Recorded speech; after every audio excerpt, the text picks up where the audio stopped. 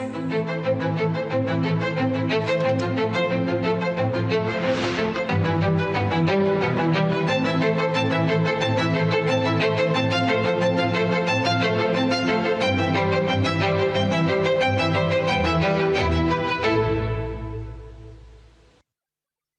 प्यारे देशवासियों, नमस्कार। मन की बात में एक बार फिर बात होगी देश की सफलताओं की, देशवासियों की उपलब्धियों की। पिछले कुछ हफ्तों में स्पोर्ट्स हो, साइंस हो या संस्कृति, बहुत कुछ ऐसा हुआ है जिस पर हर भारतवासी को गर्व है। अभी हाल ही में शुभांशु शुक्ला की अंतरिक्ष से वापसी को लेकर देश में बहुत चर्चा हुई। जैसे ही शुभांशु धरती पर सुरक्षित उतरे, लोग उछल पड़े। हर दिल में खुशी की लहर दौड़ गई। पूरा देश गर्व से भर गया। मुझे याद है, जब अगस्त 2023 में चंद्रयान-3 की सफल लैंडिंग हुई थी, तब देश में एक नया माहौल बना। साइंस को लेकर, स्पेस को लेकर बच्चों में एक नई जिज्ञासा भी जागी। अब छोटे छोटे बच्चे कहते हैं, हम भी स्पेस में जाएंगे, हम भी चांद पर उतरेंगे, स्पेस साइंटिस्ट बनेंगे। साथियों, आपने इंस्पायर मानक अभियान का नाम सुना होगा। यह बच्चों के इनोवेशन को बढ़ावा देने का अभियान है। इसमें हर स्कूल से 5 बच्चे चुने जाते हैं। हर बच्चा एक नया आइडिया लेकर आता है। इससे अब तक लाखों बच्चे जुड़ चुके हैं और चंद्रयान-3 के बाद तो इनकी संख्या दोगुनी हो गई है। देश में स्पेस स्टार्टअप भी तेजी से बढ़ रहे हैं। 5 साल पहले 50 से भी कम स्टार्टअप थे, आज 200 से ज्यादा हो गए हैं, सिर्फ स्पेस सेक्टर में। साथियों, अगले महीने 23 अगस्त को नेशनल स्पेस डे है। आप इसे कैसे मनाएंगे? कोई नया आइडिया है क्या? मुझे नमो ऐप पर जरूर मैसेज भेजिएगा। साथियों, 21वीं सदी के भारत में आज साइंस एक नई ऊर्जा के साथ आगे बढ़ रही है। कुछ दिन पहले हमारे छात्रों ने इंटरनेशनल केमिस्ट्री ओलंपियाड में मेडल जीते हैं। देवेश पंकज, संदीप कुची, देवव्रत प्रियदर्शी और उज्जवल केशरी, इन चारों ने भारत का नाम रोशन किया। मैथ्स की दुनिया में भी भारत ने अपनी पहचान को और मजबूत किया है। ऑस्ट्रेलिया में हुए इंटरनेशनल मैथमेटिकल ओलंपियाड में हमारे स्टूडेंट्स ने 3 गोल्ड, 2 सिल्वर और 1 ब्रॉन्ज मेडल हासिल किया है। साथियों, अगले महीने मुंबई में एस्ट्रोनॉमी और एस्ट्रोफिजिक्स ओलंपियाड होने जा रहा है। इसमें 60 से ज्यादा देशों के छात्र आएंगे, वैज्ञानिक भी आएंगे। यह अब तक का सबसे बड़ा ओलंपियाड होगा। एक तरह से देखें तो भारत अब ओलंपिक और ओलंपियाड दोनों के लिए आगे बढ़ रहा है। मेरे प्यारे देशवासियों, हम सभी को गर्व से भर देने वाली एक और खबर आई है यूनेस्को से। यूनेस्को ने 12 मराठा किलों को वर्ल्ड हेरिटेज साइट्स के रूप में मान्यता दी है। 11 किले महाराष्ट्र में, 1 किला तमिलनाडु में। हर किले से इतिहास का एक एक पन्ना जुड़ा है। हर पत्थर एक ऐतिहासिक घटना का गवाह है। सल्लेर का किला, जहां मुगलों की हार हुई, शिवनेरी, जहां छत्रपति शिवाजी महाराज का जन्म हुआ, किला ऐसा जिसे दुश्मन भेद न सके। खांदेरी का किला, समुद्र के बीच बना अद्भुत किला। दुश्मन उन्हें रोकना चाहते थे, लेकिन शिवाजी महाराज ने असंभव को संभव करके दिखा दिया। प्रतापगढ़ का किला, जहां अफजल खान पर जीत हुई, उस गाथा की गूंज आज भी किले की दीवारों में समाई है। विजय दुर्ग, जिसमें गुप्त सुरंगें थी, छत्रपति शिवाजी महाराज की दूरदर्शिता का प्रमाण इस किले में मिलता है। मैंने कुछ साल पहले रायगढ़ का दौरा किया था। छत्रपति शिवाजी महाराज की प्रतिमा के सामने नमन किया था। ये अनुभव जीवन भर मेरे साथ रहेगा। साथियों, देश के और हिस्सों में भी ऐसे ही अद्भुत किले हैं जिन्होंने आक्रमण झेले, खराब मौसम की मार झेली, लेकिन आत्मसम्मान को कभी भी झुकने नहीं दिया। राजस्थान का चित्तौड़गढ़ का किला, कुंभलगढ़ किला, रणथंभौर किला, आमेर किला, जैसलमेर का किला तो विश्व प्रसिद्ध है। कर्नाटका में गुलबर्गा का किला भी बहुत बड़ा है। चित्रदुर्ग के किले की विशालता भी आपको कौतूहल से भर देगी कि उस जमाने में एक किला बना कैसे होगा। साथियों, उत्तर प्रदेश के बांदा में है कालिंजर किला। महमूद गजनवी ने कई बार इस किले पर हमला किया और हर बार असफल रहा। बुंदेलखंड में ऐसे कई किले हैं। ग्वालियर, झांसी, दतिया, अजयगढ़, गढ़कुंडार, चंदेरी, ये किले सिर्फ ईंट पत्थर नहीं है, ये हमारी संस्कृति के प्रतीक है। संस्कार और स्वाभिमान आज भी इन किलों की ऊंची ऊंची दीवारों से जागते हैं। मैं सभी देशवासियों से आग्रह करता हूं, इन किलों की यात्रा करें, अपने इतिहास को जानें, गौरव महसूस करें। मेरे प्यारे देशवासियों, आप कल्पना कीजिए, बिल्कुल भोर का वक्त, बिहार का मुजफ्फरपुर शहर, तारीख है 11 अगस्त 1908। हर गली, हर चौराहा, हर हलचल उस समय जैसे थमी हुई थी।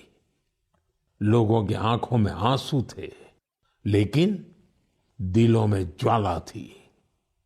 लोगों ने जेल को घेर रखा था, जहां एक 18 साल का युवक अंग्रेजों के खिलाफ अपना देश प्रेम व्यक्त करने की कीमत चुका रहा था। जेल के अंदर अंग्रेज अफसर एक युवा को फांसी देने की तैयारी कर रहे थे। उस युवा के चेहरे पर भय नहीं था, बल्कि गर्व से भरा हुआ था।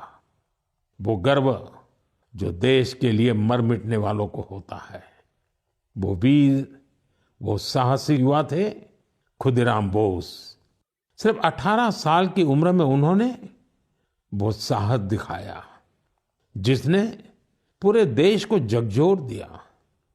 तब अखबारों ने भी लिखा था, खुदीराम बोस जब फांसी के फंदे की ओर बढ़े तो उनके चेहरे पर मुस्कान थी। ऐसे ही अनगिनत बलिदानों के बाद, सदियों की तपस्या के बाद हमें आजादी मिली थी। देश के दीवानों ने अपने रक्त से आजादी के आंदोलन को सींचा था। साथियों, अगस्त का महीना इसीलिए तो क्रांति का महीना है। 1 अगस्त को लोकमान्य बाल गंगाधर तिलक की पुण्यतिथि होती है। इसी महीने 8 अगस्त को गांधी जी के नेतृत्व में भारत छोड़ो आंदोलन की शुरुआत हुई थी। फिर आता है 15 अगस्त, हमारा स्वतंत्रता दिवस। हम अपने स्वतंत्रता सेनानियों को याद करते हैं, उनसे प्रेरणा पाते हैं। लेकिन साथियों, हमारी आजादी के साथ देश के बंटवारे की टीस भी जुड़ी हुई है। इसलिए हम 14 अगस्त को विभाजन विभीषिका स्मृति दिवस के रूप में मनाते हैं। मेरे प्यारे देशवासियों, 7 अगस्त 1905 को एक और क्रांति की शुरुआत हुई थी। स्वदेशी आंदोलन ने स्थानीय उत्पादों और खासकर हैंडलूम को एक नई ऊर्जा दी थी। इसी स्मृति में देश हर साल 7 अगस्त को नेशनल हैंडलूम डे मनाता है। इस साल 7 अगस्त को नेशनल हैंडलूम डे के 10 साल पूरे हो रहे हैं।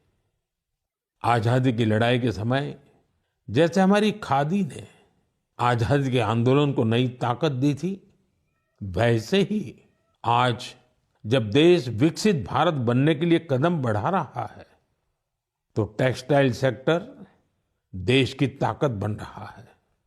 इन 10 वर्षों में देश के अलग अलग हिस्सों में इस सेक्टर से जुड़े लाखों लोगों ने सफलता की कई गाथाएं लिखी हैं। महाराष्ट्र के पैठण गांव की कविता धवले पहले एक छोटे से कमरे में काम करती थी। न जगह थी और न ही सुविधा।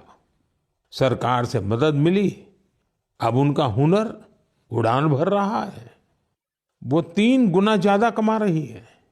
खुद अपनी बनाई पैठणी साड़ियां बेच रही है। उड़ीसा के मयूरभंज में भी सफलता की ऐसी ही कहानी है।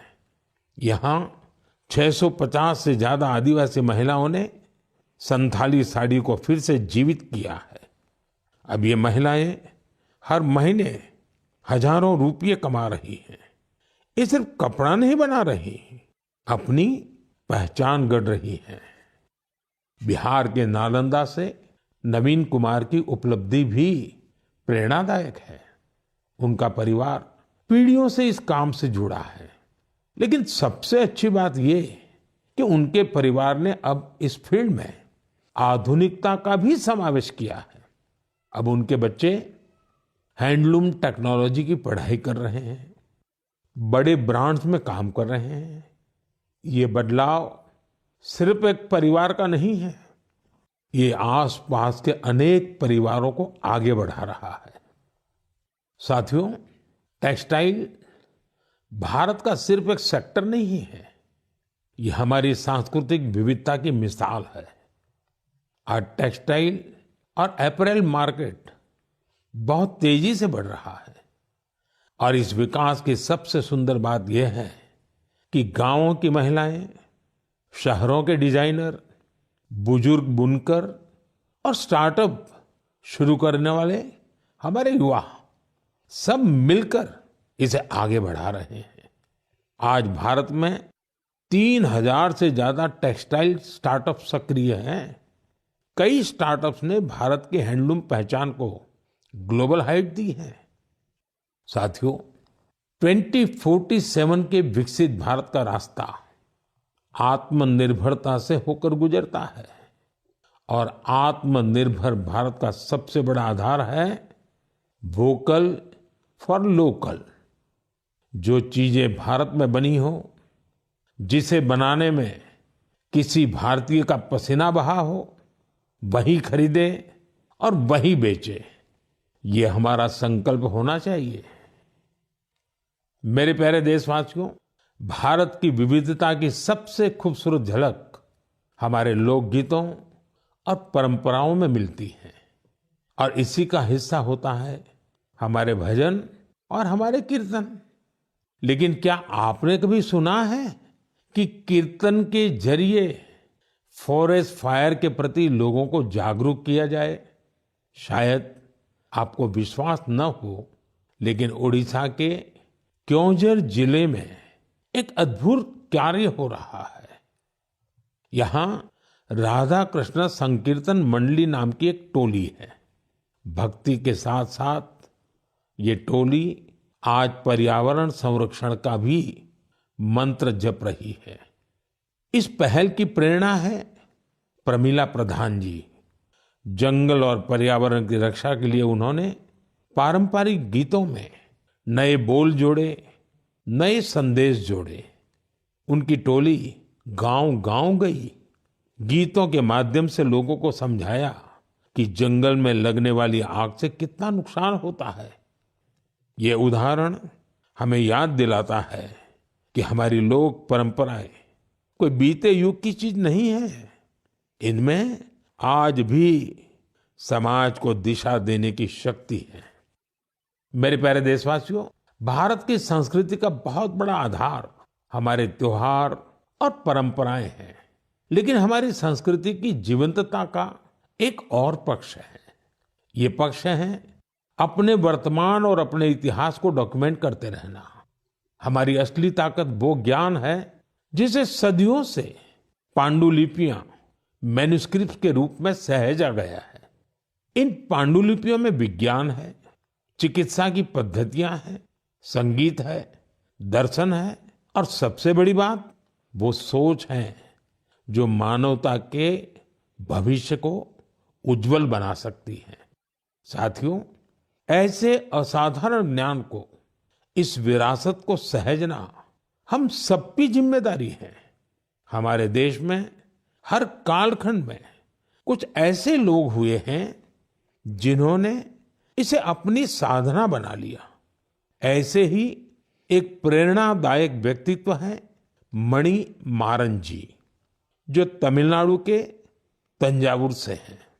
उन्हें लगा कि अगर आज की पीढ़ी तमिल पांडुलिपियां पढ़ना नहीं सीखेगी तो आने वाले समय में ये अनमोल धरोहर खो जाएगी। इसलिए उन्होंने शाम को कक्षाएं शुरू की, जहां छात्र, नौकरी पेशा युवा, रिसर्चर सब यहां आकर के सीखने लगे। मणि मारन जी ने लोगों को सिखाया कि तमिल सुवड़ियल यानी पाम लीफ मैन्युस्क्रिप्ट को पढ़ने और समझने की विधि क्या होती है। आज अनेकों प्रयासों से कई छात्र इस विधा में पारंगत हो चुके हैं। कुछ स्टूडेंट्स ने तो इन पांडुलिपियों के आधार पर ट्रेडिशनल मेडिसिन सिस्टम पर रिसर्च भी शुरू कर दी है। साथियों, सोचिए, अगर ऐसा प्रयास देश भर में हो तो हमारा पुरातन ज्ञान केवल दीवारों में बंद नहीं रहेगा, वो नई पीढ़ी की चेतना का हिस्सा बन जाएगा। इसी सोच से प्रेरित होकर भारत सरकार ने इस वर्ष के बजट में एक ऐतिहासिक पहल की घोषणा की है, ज्ञान भारतम मिशन। इस मिशन के तहत प्राचीन पांडुलिपियों को डिजिटाइज किया जाएगा। फिर एक नेशनल डिजिटल रिपोजिटरी बनाई जाएगी, जहां दुनिया भर के विद्यार्थी, शोधकर्ता भारत की ज्ञान परंपरा से जुड़ सकेंगे।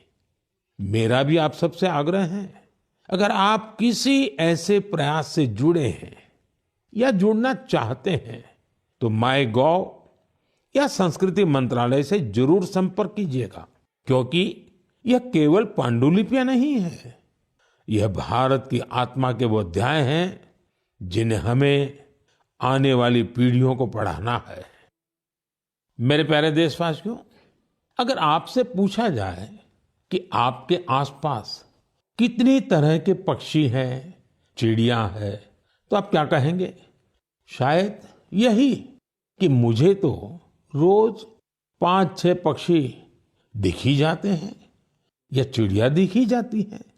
कुछ जानी पहचानी होती हैं, कोई अनजानी, लेकिन ये जानना बहुत दिलचस्प होता है कि हमारे आसपास पक्षियों की कौन कौन सी प्रजातियां रहती हैं। हाल ही में एक ऐसा ही शानदार प्रयास हुआ है। जगह है असम का काजीरंगा नेशनल पार्क। वैसे तो ये इलाका अपने राइनोज, गैंडों के लिए मशहूर है, लेकिन इस बार चर्चा का विषय बना है यहाँ के घास के मैदान और उनमें रहने वाली चिड़िया।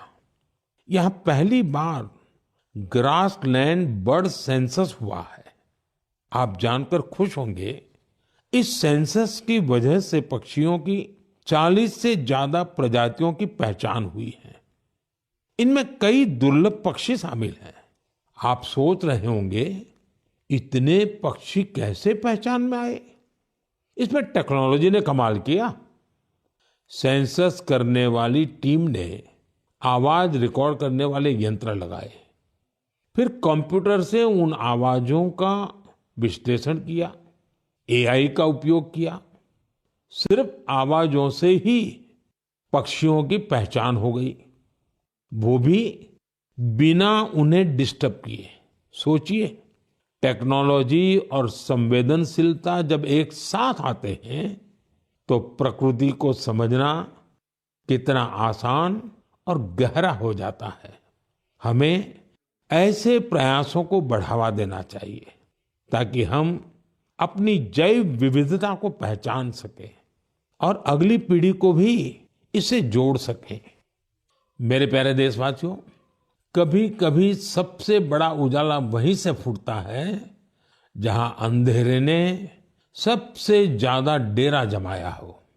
ऐसा ही एक उदाहरण है झारखंड के गुमला जिले का। एक समय था जब ये इलाका माओवादी हिंसा के लिए जाना जाता था। बासिया ब्लॉक के गांव वीरान हो रहे थे। लोग डर के साये में जीते थे। रोजगार की कोई संभावना नजर नहीं आती थी। जमीनें खाली पड़ी थी और नौजवान पलायन कर रहे थे। लेकिन फिर बदलाव की एक बहुत ही शांत और धैर्य से भरी हुई शुरुआत हुई। ओम प्रकाश साहू जी नाम के एक युवक ने हिंसा का रास्ता छोड़ दिया। उन्होंने मछली पालन शुरू किया। फिर अपने जैसे कई साथियों को भी इसके लिए प्रेरित किया। उनके इस प्रयास का असर भी हुआ। जो पहले बंदूक थामे हुए थे, अब मछली पकड़ने वाला जाल थाम चुके हैं। साथियों, ओम प्रकाश साहू जी की शुरुआत आसान नहीं थी। विरोध हुआ, धमकियां मिली, लेकिन हौसला नहीं टूटा। जब प्रधानमंत्री मत्स्य संपदा योजना आई तो उन्हें नई ताकत मिली। सरकार से ट्रेनिंग मिली, तालाब बनाने में मदद मिली और देखते देखते गुमला में मत्स्य क्रांति का सूत्रपात हो गया। आज बासिया ब्लॉक के 150 से ज्यादा परिवार मछली पालन से जुड़ चुके हैं। कई तो ऐसे लोग हैं जो कभी नक्सली संगठन में थे। अब वे गांव में ही सम्मान से जीवन जी रहे हैं और दूसरों को रोजगार दे रहे हैं। गुमला की यह यात्रा हमें सिखाती है, अगर रास्ता सही हो और मन में भरोसा हो तो सबसे कठिन परिस्थितियों में भी विकास का दीप जल सकता है। मेरे प्यारे देशवासियों, क्या आप जानते हैं ओलंपिक के बाद सबसे बड़ा खेल आयोजन कौन सा होता है? इसका उत्तर है world police and fire games. दुनिया भर के पुलिसकर्मी, फायर फाइटर्स, सिक्योरिटी से जुड़े लोग, उनके बीच होने वाला स्पोर्ट्स टूर्नामेंट। इस बार यह टूर्नामेंट अमेरिका में हुआ और इसमें भारत ने इतिहास रच दिया। भारत ने करीब करीब 600 मेडल जीते। 71 देशों में हम टॉप 3 में पहुंचे। उन वर्दीधारियों की मेहनत रंग लाई जो दिन रात देश के लिए खड़े रहते हैं। हमारे ये साथी अब खेल के मैदान में भी झंडा बुलंद कर रहे हैं। मैं सभी खिलाड़ियों और कोचिंग टीम को बधाई देता हूं। वैसे आपके लिए ये भी जानना दिलचस्प होगा कि 2029 में ये गेम्स भारत में होंगे। दुनिया भर से खिलाड़ी हमारे देश आएंगे। हम उन्हें भारत की मेहमान नवाजी दिखाएंगे, अपनी खेल संस्कृति से परिचय कराएंगे। साथियों, बीते दिनों मुझे कई यंग एथलीट्स और उनके पेरेंट्स के संदेश मिले हैं। इनमें खेलो भारत नीति 2025 की खूब सराहना की गई है। इस नीति का लक्ष्य साफ है, भारत को स्पोर्टिंग सुपर पावर बनाना। गांव, गरीब और बेटियां इस नीति की प्राथमिकता है। स्कूल और कॉलेज अब खेल को रोजमर्रा की जिंदगी का हिस्सा बनाएंगे। खेलों से जुड़े स्टार्टअप्स, चाहे वो स्पोर्ट्स मैनेजमेंट हो या मैन्युफैक्चरिंग से जुड़े हो, उनकी हर तरह से मदद की जाएगी। सोचिए, जब देश का युवा खुद के बनाए रैकेट, बैट और बॉल के साथ खेलेगा तो आत्मनिर्भरता के मिशन को कितनी बड़ी ताकत मिलेगी। साथियों, खेल टीम स्पिरिट पैदा करते हैं। ये फिटनेस, आत्मविश्वास और एक मजबूत भारत के निर्माण का रास्ता है। इसलिए खूब खेलिए, खूब खेलिए। मेरे प्यारे देशवासियों, कुछ लोगों को कभी कभी कोई काम नामुमकिन सा लगता है क्या ये भी हो पाएगा? लेकिन जब देश एक सोच पर एक साथ आ जाए तो असंभव भी संभव हो जाता है। स्वच्छ भारत मिशन इसका सबसे बड़ा उदाहरण है। जल्द ही इस मिशन को 11 साल पूरे होंगे, लेकिन इसकी ताकत और इसकी जरूरत आज भी वैसी ही है। इन 11 वर्षों में स्वच्छ भारत मिशन एक जन आंदोलन बना है। लोग इसे अपना फर्ज मानते हैं और यही तो असली जनभागीदारी है। साथियों, हर साल होने वाले स्वच्छ सर्वेक्षण ने इस भावना को और बढ़ाया है। इस साल देश के 4,500 से ज्यादा शहर और कस्बे इससे जुड़े 15 करोड़ से अधिक लोगों ने इसमें भाग लिया। ये कोई सामान्य संख्या नहीं है, ये स्वच्छ भारत की आवाज है। साथियों, स्वच्छता को लेकर हमारे शहर और कस्बे अपनी जरूरतों और माहौल के हिसाब से अलग अलग तरीकों से काम कर रहे हैं और इनका असर सिर्फ इन शहरों तक नहीं है, पूरा देश इन तरीकों को अपना रहा है। उत्तराखंड में कीर्तिनगर के लोग पहाड़ों में वेस्ट मैनेजमेंट की नई मिसाल कायम कर रहे हैं। ऐसे ही बेंगलुरु में टेक्नोलॉजी से ऑर्गेनिक वेस्ट मैनेजमेंट का काम हो रहा है। अरुणाचल में एक छोटा सा शहर रोइंग है। एक समय था जब यहाँ लोगों के स्वास्थ्य के सामने वेस्ट मैनेजमेंट बहुत बड़ा चैलेंज था। यहाँ के लोगों ने इसकी जिम्मेदारी ली। ग्रीन रोइंग इनिशिएटिव शुरू हुआ और फिर रिसाइकल्ड वेस्ट से एक पूरा पार्क बना दिया गया। ऐसे ही कराड़ में, विजयवाड़ा में वाटर मैनेजमेंट के कई नए उदाहरण बने हैं। अहमदाबाद में रिवर फ्रंट पर सफाई ने भी सबका ध्यान खींचा है। साथियों, भोपाल की एक टीम का नाम है सकारात्मक सोच। इसमें 200 महिलाएं हैं। ये सिर्फ सफाई नहीं करती, सोच भी बदलती है। एक साथ मिलकर शहर के 17 पार्कों की सफाई करना, कपड़े के थैले बांटना, इनका हर कदम एक संदेश है। ऐसे प्रयासों की वजह से ही भोपाल भी अब स्वच्छ सर्वेक्षण में काफी आगे आ गया है। लखनऊ की गोमती नदी टीम का जिक्र भी जरूरी है। 10 साल से हर रविवार बिना थके, बिना रुके इस टीम के लोग स्वच्छता के काम में जुटे हैं। छत्तीसगढ़ के बिल्हा का उदाहरण भी शानदार है। यहाँ महिलाओं को वेस्ट मैनेजमेंट की ट्रेनिंग दी गई और उन्होंने मिलकर शहर की तस्वीर बदल डाली। गोवा के पणजी शहर का उदाहरण भी प्रेरक है। वहां कचरे को 16 कैटेगरी में बांटा जाता है और इसका नेतृत्व भी महिलाएं कर रही हैं। पणजी को तो राष्ट्रपति पुरस्कार भी मिला है। साथियों, स्वच्छता सिर्फ एक वक्त का, एक दिन का काम नहीं है। जब हम साल में हर दिन, हर पल स्वच्छता को प्राथमिकता देंगे, तभी देश स्वच्छ रह पाएगा। साथियों, सावन की फुहारों के बीच देश एक बार फिर त्योहारों की रौनक से सजने जा रहा है। आज हरियाली तीज है, फिर नागपंचमी और रक्षाबंधन, फिर जन्माष्टमी, हमारे नटखट कान्हा के जन्म का उत्सव। ये सभी पर्व यहाँ हमारी भावनाओं से जुड़े हैं। ये हमें प्रकृति से जुड़ाव और संतुलन का भी संदेश देते हैं।